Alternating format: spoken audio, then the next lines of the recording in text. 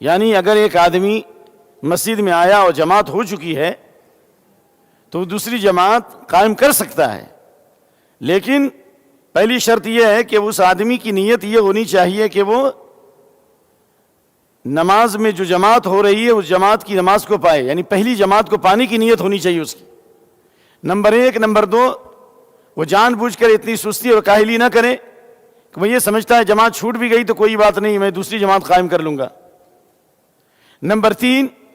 دوسری جماعت قائم ہو تو مصلیوں کے بیچ میں نہیں کہ آوازیں پورے مسجد میں گشت ہو رہی ہوں، بلکہ یا تو مسجد کے پچھلے حصے میں ہو یا اتنی دور ہو کہ مقتدیوں کو تکلیف نہ ہو، اس لیے کہ اس سلسلے میں کئی روایات ہیں جن میں آپ صلی اللہ علیہ وسلم نے مصلیوں پر تشویش کرنے سے، آواز کرنے سے منع فرمایا ہے۔ اس لیے سلف کی ایک جماعت کہتی ہے کہ فرض نماز کے بعد جو اذکار ہیں، جن کے جو اذکار ثابت ہے حدیث سے، استغفر اللہ استغفر اللہ استغفر اللہ اللہم انت السلام ومنک السلام تبارک یا ذی الجلال والاکرام، یہاں تک تو آواز سے ہے۔ اس کے بعد کے جو اذکار ہیں انہیں سلف کی ایک جماعت یہ کہتی ہے کہ انہیں آواز سے نہیں پڑھا جائے، بغیر آواز کے، تاکہ مصلیوں پر تشویش نہ ہو، سنت کے خلاف ہے۔ تو جب جو اذکار ثابت ہے اس میں آپ آواز بلند نہیں کر سکتے۔ فرض نماز کے بعد دعا کی قبولیت کا وقت ہے، لیکن اجتماعی دعا بدعت کیوں ہے؟ اس لیے کہ نبی صلی اللہ علیہ وسلم ثابت نہیں ہے، اس کی ایک حکمت یہ بھی ہے آداب دعا کے خلاف ہے اور لوگوں کے لیے تشویش کا ذریعہ ہے۔ لہذا جو لوگ دوسری جماعت قائم کرنا چاہتے ہیں یا قائم کرتے ہیں ان کے لیے یہ ضروری ہے کہ وہ اس بات کا التزام کریں کہ مسجد کے زاویے میں، کونے میں ہو یا دور ہو، تاکہ مصلیوں پر اثر انداز نہ ہو۔ تو یہ ساری باتیں عقلی باتیں تھیں۔ میں تھوڑا وقت لوں گا اس مسئلے میں کہ ان کے دلائل کیا ہیں جو دوسری جماعت کے قائل ہیں، اور جو دوسری جماعت کے قائل نہیں ہیں ان کی کیا دلیل ہے۔ تو جو لوگ دوسری جماعت کے قائل ہیں ان کی دلیل یہ ہے، دلیل نمبر 1 ابو داؤد کی روایت ہے اور ترمذی کی کہ اللہ کے نبی صلی اللہ علیہ وسلم سلام سے فارغ ہوئے، ایک صحابی داخل ہوئے، ان کی جماعت چھوٹ چکی تھی، آپ نے فرمایا فَأَيُّكُمْ يَتَّجِرُ عَلَى هَذَا الرَّجُلِ، ترمذی کے الفاظ اور ابو داؤد کے الفاظ أَيُّكُمْ يَتَصَدَّقُ عَلَى هَذَا الرَّجُلِ، کون آدمی ہے جو اس کے ساتھ تجارت کرے، یا کون آدمی ہے جو اس پر صدقہ کرے، یعنی اس کی جماعت چھوٹ گئی لیکن تم میں سے کوئی آدمی جو اس کی نماز ہو چکی ہے وہ اس کے ساتھ جماعت میں شامل ہو جائے، تمہارے صدقہ سے فائدہ یہ ہوگا کہ اس کو جماعت کا ثواب ملے گا، تمہیں بھی ثواب ملے گا۔ فقام رجل وصلی معه، ایک صحابی کھڑے ہوئے، یعنی ابو بکر صدیق، جیسا کہ بعد روایت میں ہے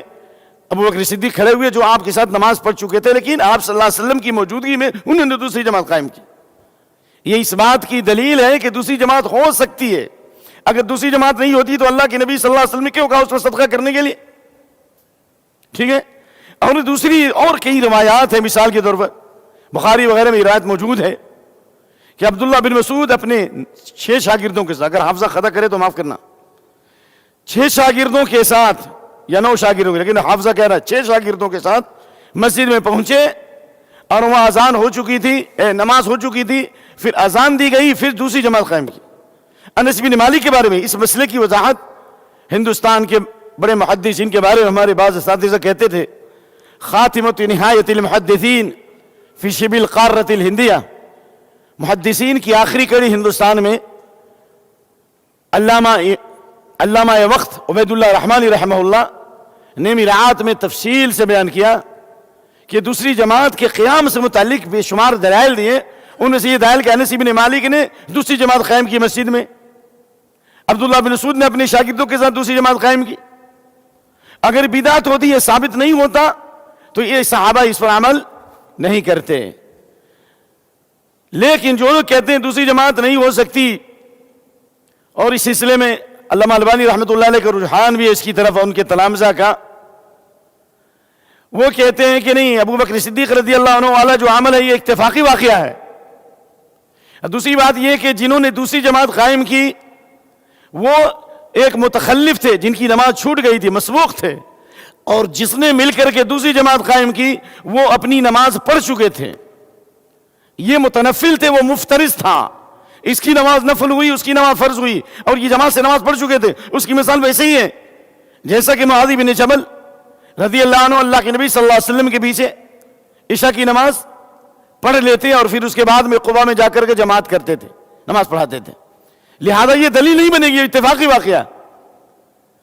اور آثار جو ثابت ہیں عبداللہ بن مسعود اور انس بن مالک کے، تو کہتے ہیں کہ یہ ان کے اجتہادات ہیں، یا وہ ایسی مسجد تھی جس میں جماعت کا کوئی وقت متعین نہیں تھا، بازاری مسجد تھی. تو یہ سب جوابات ہیں. تو یہ علمی باتیں ہم جیسے طالب علموں کے مقام پر نہیں ہے کہ میں اتنی علمی بحث کر سکوں، لیکن جو کچھ میں نے پڑھا سنا اس کی روشنی میں میں ابھی اسی نتیجے تک پہنچا ہوں. آپ لوگوں کو اختلاف ہوگا، وہ یہ ہے کہ بالکل عام حالات میں دوسری جماعت جو ہوتی ہے اور زور زور سے امام ادھر کوئی نماز ہو رہی ہے، ادھر کوئی نماز ہو رہی ہے، ادھر کوئی نماز ہو رہی ہے، تو یہ چیز نبی صلی اللہ علیہ وسلم کے زمانے میں نہیں تھی، سلف کے زمانے میں نہیں تھی. دوسری جماعت ہوتی ہے، ایک آدمی کی نیت ہے جماعت پانے کی، اور آیا اور دیکھا مسجد، اور کوشش بھی کیا، آیا دیکھا جماعت ہو چکی ہے تو مسجد کے کسی کونے میں نماز پڑھے تاکہ جو ہے لوگوں کے اوپر اثر انداز نہ ہو. اچھا